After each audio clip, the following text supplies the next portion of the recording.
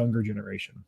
So 32% of Gen Zers said they watch live sports through authorized streaming services, compared with 28% who watch via broadcast or cable TV. I think it's natural, right? Younger people don't have cable. I don't have cable anymore. I've got like Sling TV. But yeah, I mean, we obviously consume media and consume sports in a very different format than we have previously. That's obvious, right? The next couple I think are really interesting and again, very jarring, right? So YouTube, Instagram, and TikTok are Gen Z's most popular source of sports news, with nearly half of Gen Zers, 47%, say they've never watched a professional sporting event in person.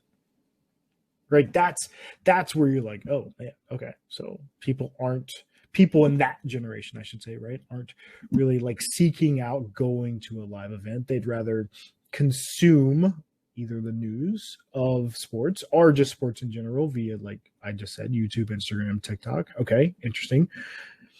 Then 1,000 U.S. Gen Zers between the ages of 13 and 25 found that 33% do not watch live sporting events, right? Comparably to 24% of U.S. adults and 22% of millennials who answered the same in the corresponding survey, right? So not only are Gen Zers not going to watch sports in person, right?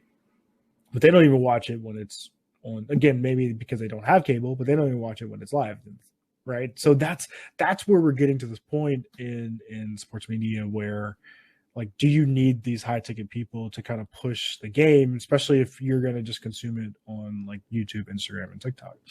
So this brought me to a couple of things that have happened, which within sports technology here. One of them, we had Bohan of Buzzer on about a year and a half ago now.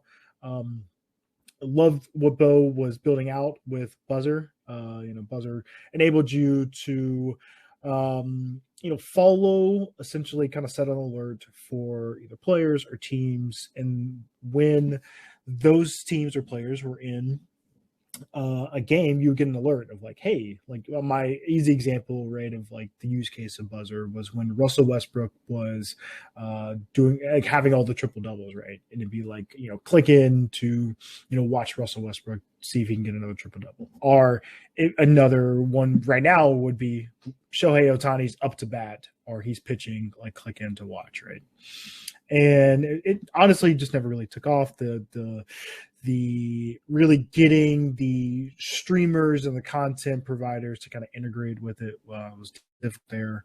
And again, the tough part of that, right, is going back to some of the stats I just talked about, right, where Gen Zers are not consuming sports the same way that like someone, I'm crazy, right? I watch sports all day, but to people that are in my generation or older, right?